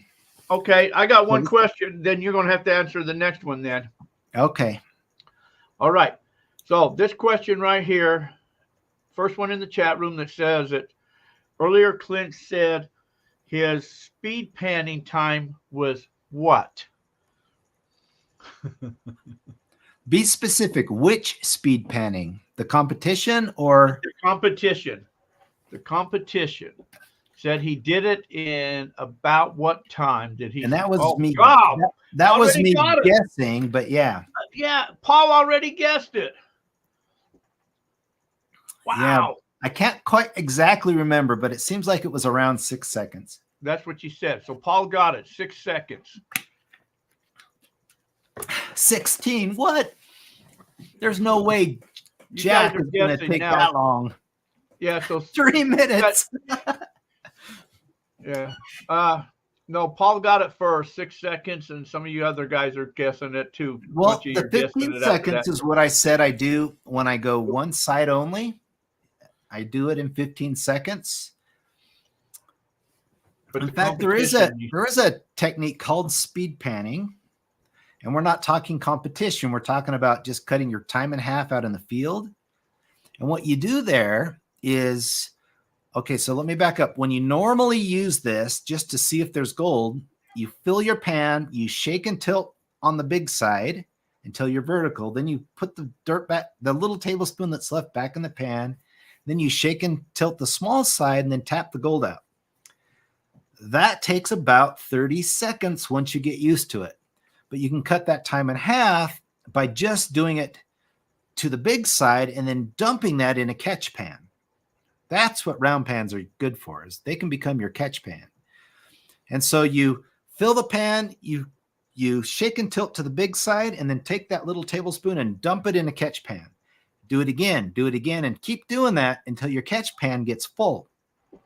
Then you take what's in the catch pan, these are your concentrates now, put them back in your pan and do both sides and get down to the gold. So that's a speed panning technique to cut your time in half. And that's what I always do out in the field. I always do the big side into a catch pan, which is usually my original. And then when that original starts to get full, then I just fully pan out that original and see what the gold is. And that's why you saw the ring in an original when I actually was panning in a production. So who got this one then? Is that the 6 seconds? Whoever said 6. That's Paul. Okay. Paul got it. Paul Mishak. How Okay, many Paul. people So won twice. We almost had. yeah, Paul. I don't think is one. Send me your shipping address, Paul. I mean, if they win twice, that's fine. But Yeah. I'm just curious if that's happened. Some of these guys are pretty quick. No, I think actually you sent me some pans once when I went up to Alaska, and I left them up in Alaska. But I did a little video up there too on gold pan with that gold cloth pan. That's one of the videos that's. Is that out on YouTube? I want to go see that again. Yeah, it's got to be on YouTube someplace. On my trip to Alaska. Well, I'm going to have to buckle down and get some of this video I have into a YouTube video. So I've got at least 2 or 3 that I've done recently, and I think I have footage on it. But I'll tell you what, I am loving that production pan. That is my favorite. And that's what the half off is today, is the production with the original and the pocket all in one bundle. One bundle. Excellent deal. Yeah. I got big bags of pay dirt that that's all I can afford shipping now in the pay dirt. I know. That's what I do. I put it in a small 1 ounce. This is the little kit I ship with. Oops. Yeah. It's got a 2 ounce little bottle in there for shipping. But you know what? That's perfect for first timers because it has dirt in it and the gold's in the dirt and they still get to separate it and that magic still happens of getting your first gold out of dirt. So I've got that little bottle I someplace. love it. I finally just opened one up. Just a couple. The one that I weeks ago. use, I was just showing it right Yeah. here. I know. No, I have one like that too that I just opened up. But it's great for shipping, but also great for that first experience. Yeah. So for $100, I do this size, and for $50, I do this size. No, that's all you can afford. You used to could do gallon baggies. If it fits, it ships. Oh my gosh, you know how much those are now? They're like just under $20. So this is why you just got to do these little bottles now, and it's still like $10 to ship it. That I used to do a much bigger pay dirt size too, but the shipping was killing me, and I find that this smaller amount still gives people that I got gold first feeling, and that's the goal. The reason I have the gold in the kits is because if you get a pan for the first time, there's a good chance you won't ever make it out to the river if you don't have a good experience.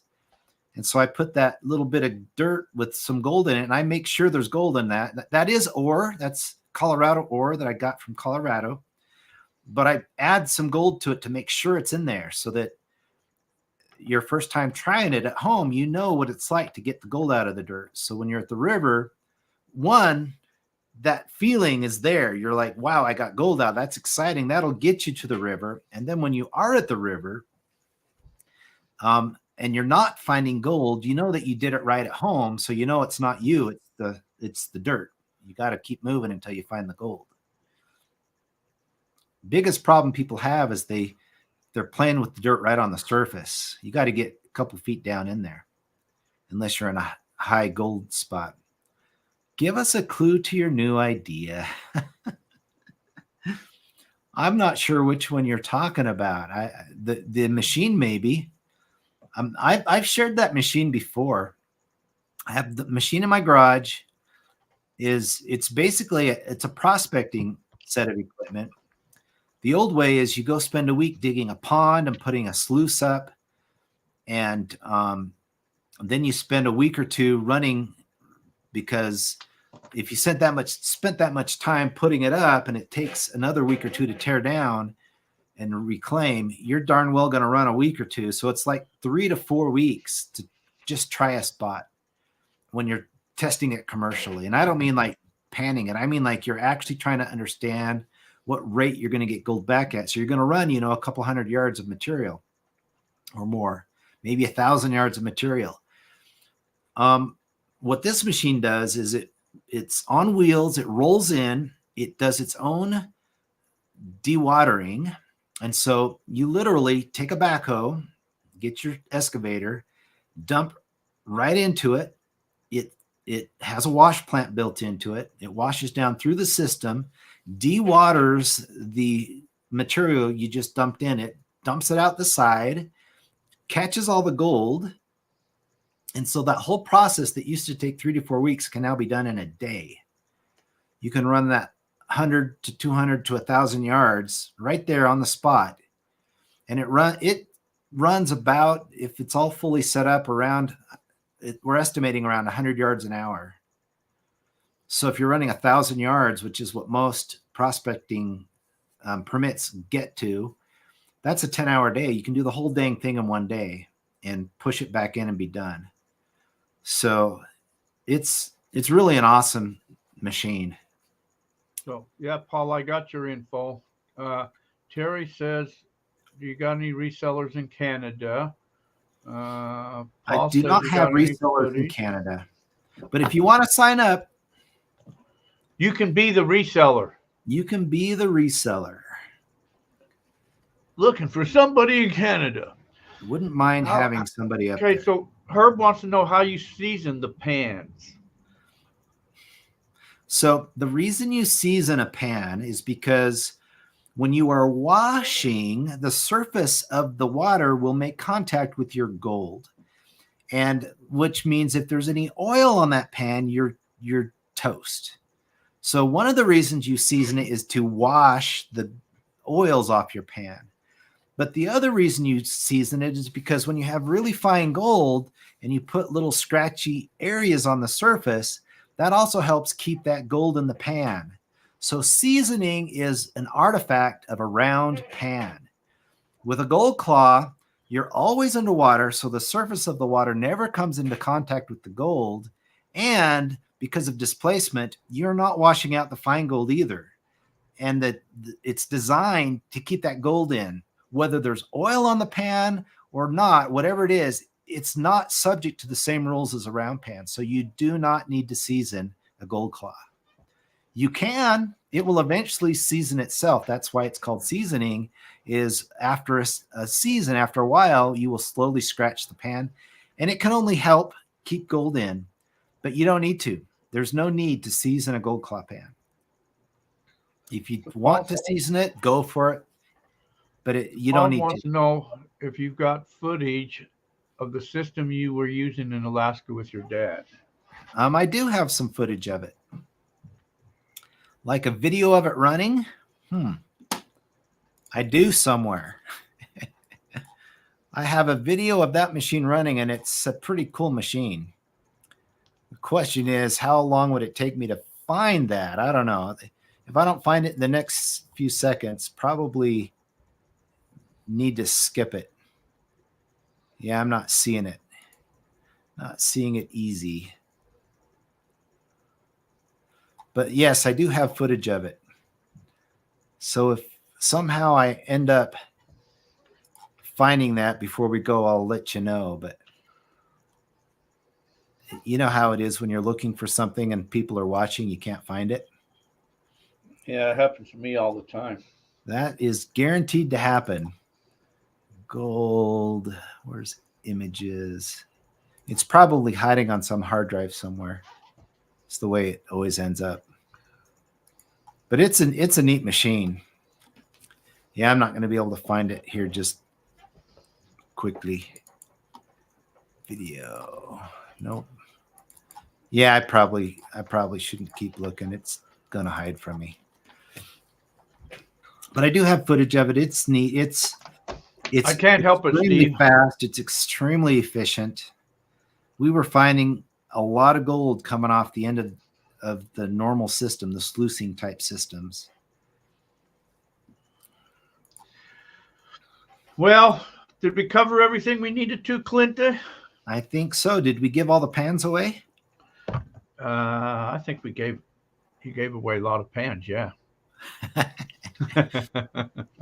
All right. Well, if that's that, then so I it's think not too we late. got it all done. Yeah, if anybody needs to hurry and go get the pan, I'll have to post a link on the website, and for anybody else that didn't see the show or whatever, that they can still go in and get all of that info. If I do it right, let me make sure I do that right. So that's for the you got to have the code Gold Fever Radio, and it's for the combo. What did you call it? The combo blue? The bundle. Blue bundle. Blue bundle. Blue bundle. Blue bundle. Okay. Okay. And it's goldclaw.com. Okay. Okay. I will post that. I will send you everybody else's stuff within. I'm taking off in the morning to head north. And so once I'm up there and relaxed and get camp set up, then I got to start getting my computers back out, and I'll send you some stuff. So all that stuff will be out within the next couple. Once I get those, I'll ship them out, and then I'll ship you 3 sets as well. Cool. Appreciate it. You bet. All right. Well, I want to thank you, Clint, hanging with us. And fun. Sharon, great seeing all the people. Appreciate all the love and all the love back to you. And hope you guys all have a very Merry Christmas. If I don't see you before, actually, I'll probably see you next Wednesday, and that's before Christmas. So I won't say Merry Christmas now until next week, and then I'll say Merry Christmas then. But so anyways, so you guys all be safe, whatever you may do until our paths cross again. Thank you again. You can hang around, Clint, after I end, and I'll see you in the thing. But anyway, you guys all take care. Oh, you know what I better do before I do that? I better get my intro out. I almost screwed up. And where's my ending at? Right there, my ending. All right, you guys all take care. Thank you for hanging, everybody. Thank you, Clint. So until our paths cross again, be safe, everybody, and we'll see you soon.